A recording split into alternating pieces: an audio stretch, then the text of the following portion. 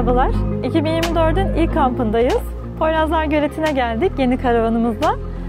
Düz bir yer bulduk ve akşam buraya manuel bir şekilde yerleştirdik karavanımızı. Şimdi karavanımızdan size bahsetmek istiyoruz. Hem iç hem de dış özelliklerinden.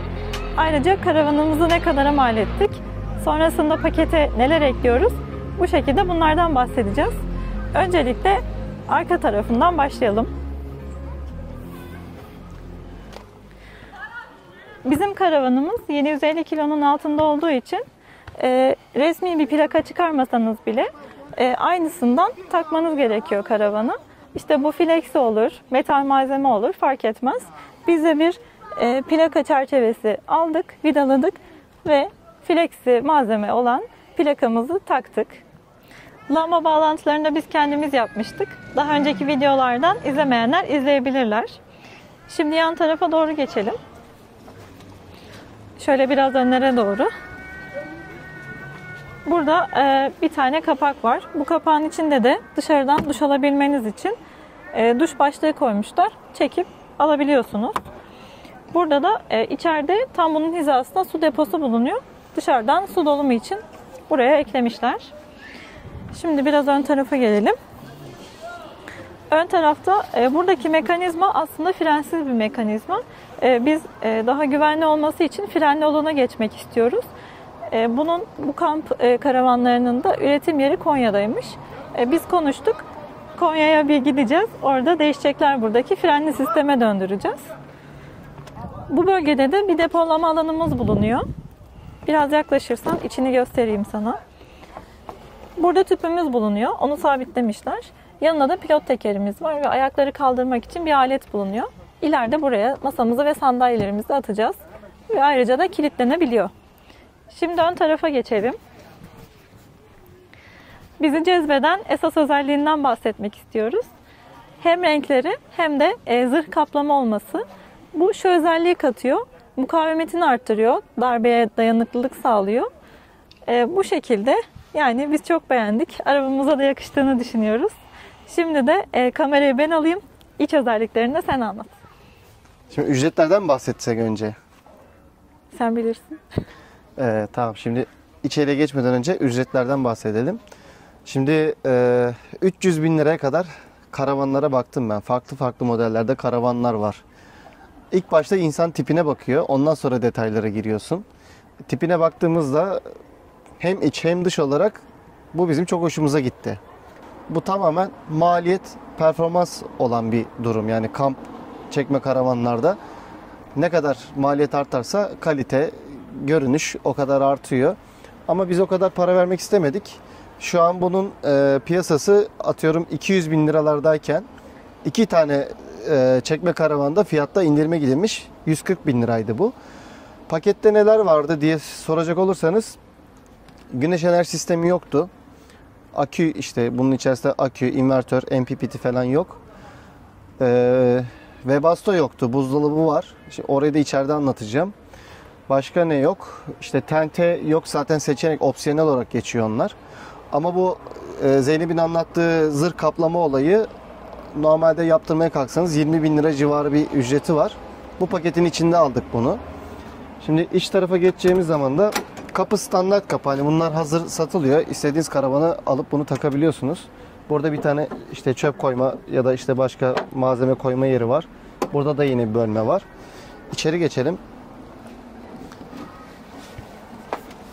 Şu ışıkları açayım. Şimdi elektrik şeyini bağladık. Enerjimiz var. Şurayı da yine biz kendimiz aldık. Bu açılır kapanır kullanabiliriz diye. Şöyle bir şey. Burada 2 tane yatak bölümü var. 2 kişilik. Ama biz buraya malzeme koyma alanı yaptık. Buraya işte yatak, yorgan, işte bilgisayar. Alt kısmında yine bir bölme var.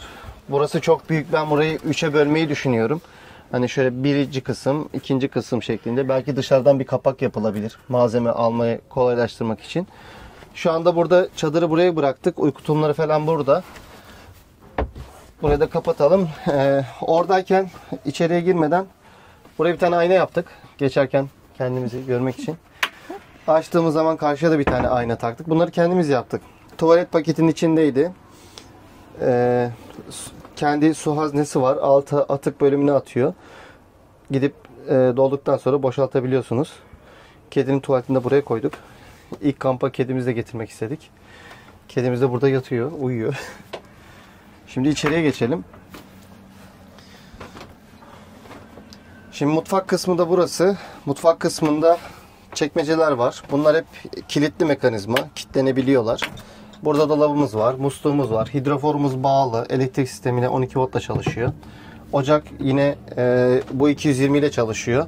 Şu anda aktif, tüpümüz bağlı. Burada yine mutfak malzemelerini koyduğumuz Zeynep şöyle kaplar aldı internetten. Bardakları sarsıntıda hani kırılma falan olmasın diye böyle sabitledi. Buralarda da yine bölmeler var. Ufak bölmeler. Burada da yine depolama alanı. Çok güzel yani hani kullanışlı. Rüya Efendi seni oradan alayım mı biraz? Kaldırayım mı seni? Keyif yerinde. Gece yerinde durmuyor. Gündüz de kafayı kaldıramıyor. He? Alayım mı seni? Uyandırayım mı? Şu minderi alayım mı Rüya? Uykusundan uyanmadık. Gel bakalım.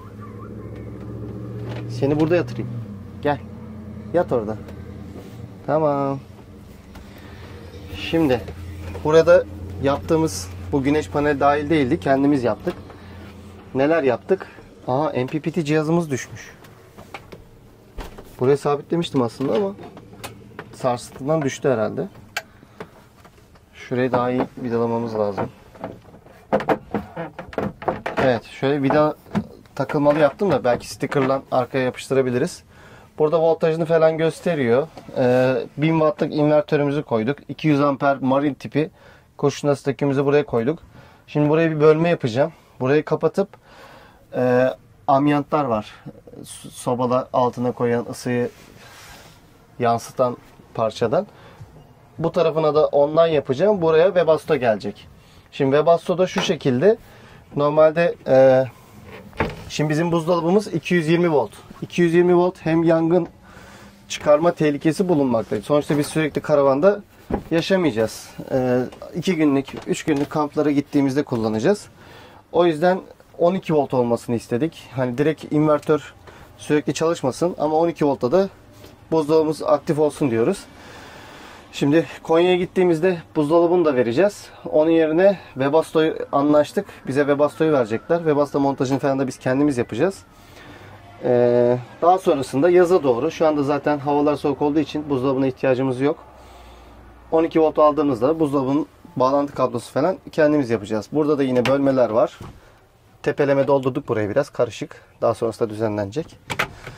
Camlarda her camda hem güneşlik hem sineklik bulunmakta.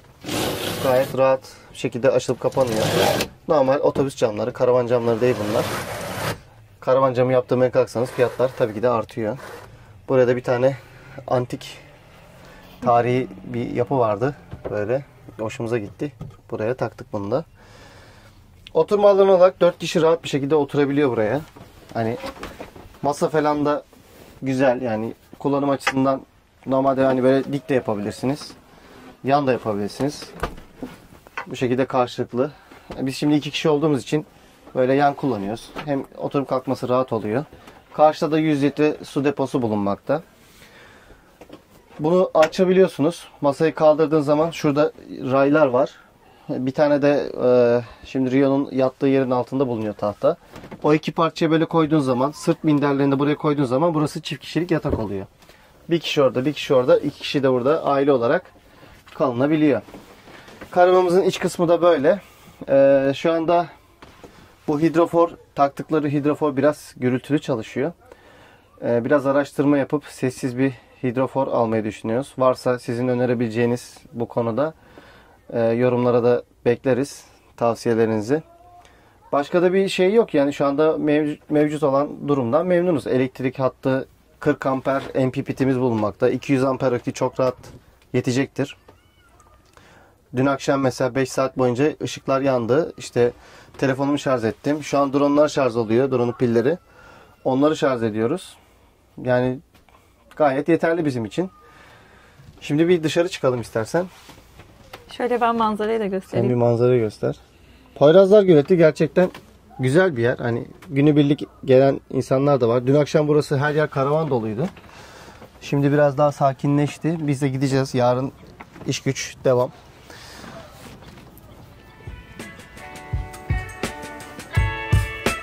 Arabayı da oraya park ettik. Şimdi buradan çıkarken de arabayı bu tarafa getirip karavanı manuel çevirip yola devam edeceğiz.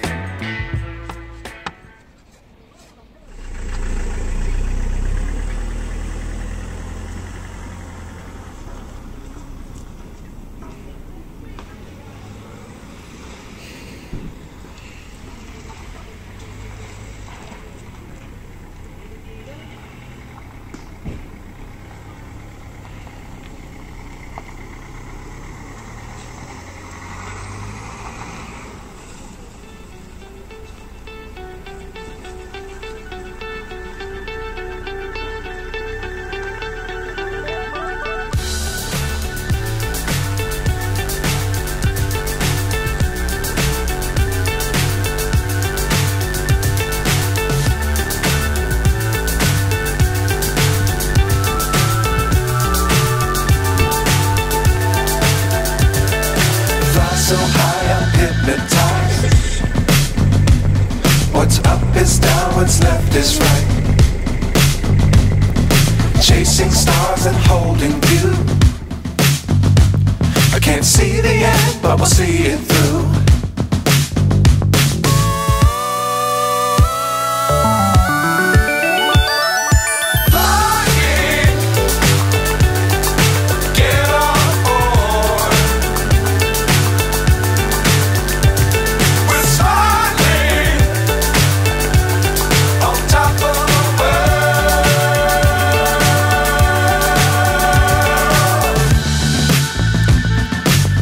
Times don't fly too high.